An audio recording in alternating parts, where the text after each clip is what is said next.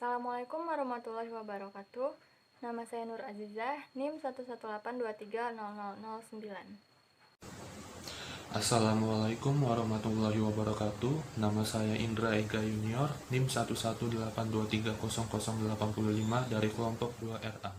Assalamualaikum warahmatullahi wabarakatuh. Perkenalkan, nama saya Dinda Afifah, NIM 118230097, Program Studi Teknik Geomatika. Assalamualaikum warahmatullahi wabarakatuh.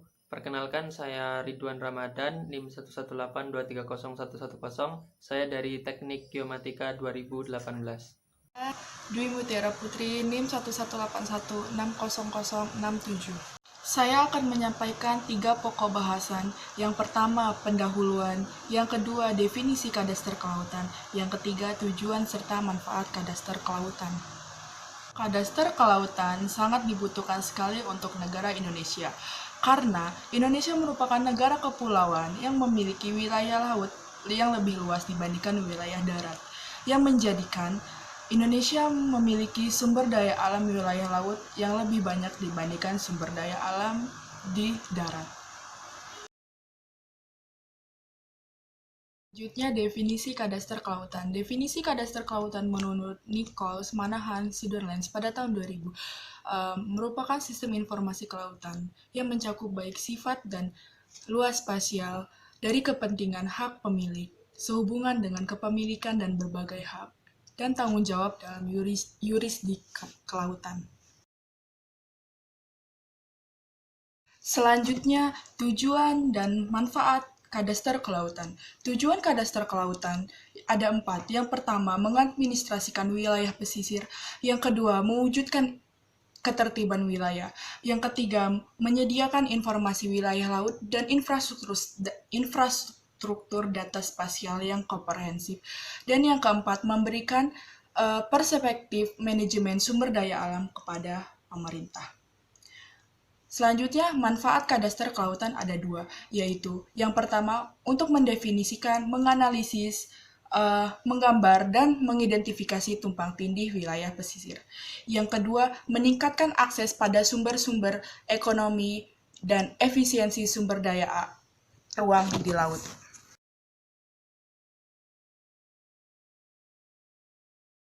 Di sini saya akan menjelaskan tentang aspek-aspek kadaster kelautan. Yang pertama, itu ada aspek teknis, yaitu aspek yang berkenaan dengan proses pembangunan proyek kadaster di lapangan secara teknis. Yang kedua, itu ada aspek legal, yaitu aspek yang mempermasalahkan suatu tindakan hukum yang berlaku di Indonesia. Dan yang ketiga, itu ada aspek kelembagaan, yaitu aspek yang berperan sebagai agen sosialisasi perubahan terencana yang diprakarsai oleh pemerintah ataupun stakeholder. Selanjutnya, perkembangan kadaster kelautan di Indonesia. Jadi, sebelum berlakunya Undang-Undang RI Nomor 32 Tahun 2014 tentang kelautan, Indonesia masih mengacu pada Undang-Undang RI tahun 1945 Pasal 33 Ayat 3 dan Undang-Undang RI Nomor 27 Tahun 2007 tentang pengelolaan wilayah pesisir dan pulau-pulau kecil. Dan pada saat itu pula Indonesia masih mengacu ataupun mengadopsi definisi kadaster kelautan dari negara lain seperti Australia, Kanada, dan juga Amerika. Lalu, setelah berlakunya Undang-Undang Nomor 32 Tahun 2014 tentang kelautan, barulah Indonesia memiliki undang-undang pertama yang membahas tentang penyelenggaraan kelautan di Indonesia sebagai negara kepulauan yang memiliki beberapa unsur seperti kedaulatan, tata ruang geografis, dan juga kepemerintahan.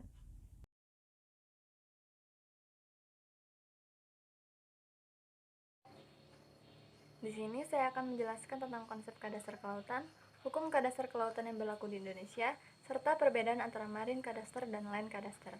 Yang pertama, konsep kadaster kelautan.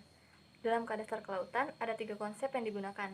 Yang pertama, hak atau right, yang kedua, batasan atau restriction, dan yang ketiga, tanggung jawab atau responsibility. Selanjutnya, hukum kadaster kelautan yang berlaku di Indonesia. Di Indonesia ada 3 hukum tentang kadaster kelautan yang berlaku. Yang pertama, Undang-Undang Nomor 32 Tahun 2004 tentang otonomi daerah.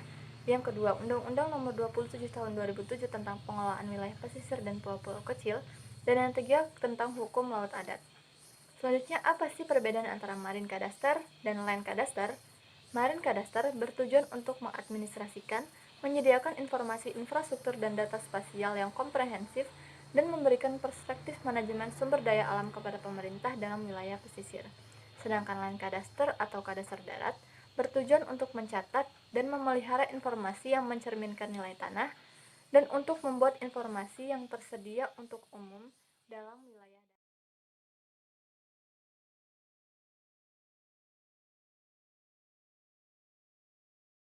Nah, lalu ada apa saja sih isi dari Undang-Undang Kadaster Kelautan itu?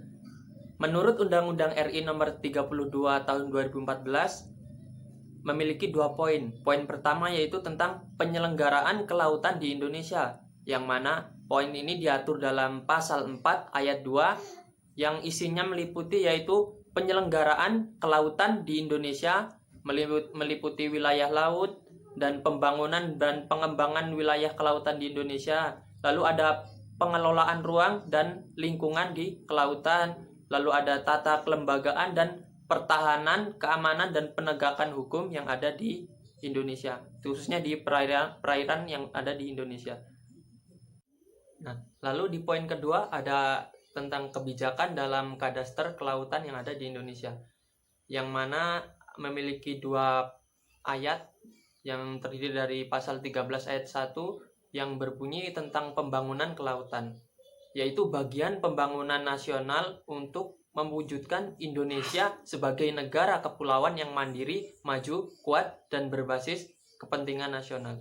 Lalu di pasal 13 ayat yang kedua yang berisikan tentang pembangunan kelautan yang dilakukan melalui berbagai macam perumusan dan dilakukan pengkajian melalui beberapa aspek. Yang pertama ada aspek pengelolaan tentang sumber daya kelautan yang ada di wilayah Indonesia dan pengembangan sumber daya manusia. Lalu ada peningkatan kesejahteraan, budaya bahari, pertahanan keamanan, dan tata kelola kelautan yang ada di perairan di Indonesia. Selanjutnya di sini kami mengambil permasalahan yang ada di perairan Kabupaten Rembang, Jawa Tengah. Di perairan Rembang yang memiliki garis pantai terpanjang di Jawa Tengah mengalami permasalahan akibat penggunaan jaring troll oleh nelayan yang telah melakukan pelanggaran jalur penangkapan ikan. Namun, dalam mengatasi permasalahan tersebut, instansi atau pemerintah setempat hanya memberikan pengarahan saja dan melakukan penyitaan pada trawl yang digunakan untuk menangkap ikan. Dalam mengatasi hal tersebut, sistem kadaster kelautan akan mengatasinya. Mereka akan menjelaskan mengenai kemungkinan adanya pencatatan batas-batas dan kepentingan yang ada di laut, dan diatur secara spasial dan didefinisikan secara fisik. Dan begitu pun juga, pihak kadaster kelautan mempunyai beberapa solusi untuk mengatasi permasalahan tersebut. Solusi yang pertama yaitu menentukan acuan batas penangkapan ikan antar jalur. Nah, itu harus ada titik kontrolnya sebagai acuan batas jalur tangkap ikan. Yang kedua yaitu pemberian titik acuan di laut dapat dimasukkan dalam sistem navigasi kapal sebagai penunjuk lokasi. Dari presentasi kami mendapatkan beberapa kesimpulan. Kesimpulan yang pertama yaitu kadaster kelautan merupakan peranan yang sangat penting dalam sistem informasi kelautan dan juga memiliki tujuan dan manfaat yang bercakupan sangat luas, khususnya untuk menangani wilayah negara Indonesia.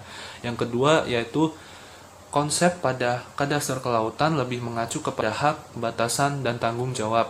Sedangkan hukumnya mengacu kepada Undang-Undang Nomor 32 Tahun 2004, Undang-Undang Nomor 27 Tahun 2007, dan Hukum Adat Laut. Yang ketiga yaitu kadaster kelautan memiliki 3 aspek. Yang pertama yaitu aspek teknis, yang kedua aspek legal, yang terakhir yaitu aspek kelembagaan. Yang keempat yaitu marine kadaster dengan land kadaster memiliki perbedaan di bagian kelembagaan, kepenguasaan, administrasi, dan kepemilikan. Dan yang terakhir yaitu peran kadaster kelautan dalam mengatasi masalah dengan cara melakukan pencatatan batas-batas dan kepentingan yang di laut dengan cara spasial dan didefinisikan secara fisik. Sekian presentasi dari kami kelompok 2RA. Mohon maaf bila ada kesalahan. Wassalamualaikum warahmatullahi wabarakatuh.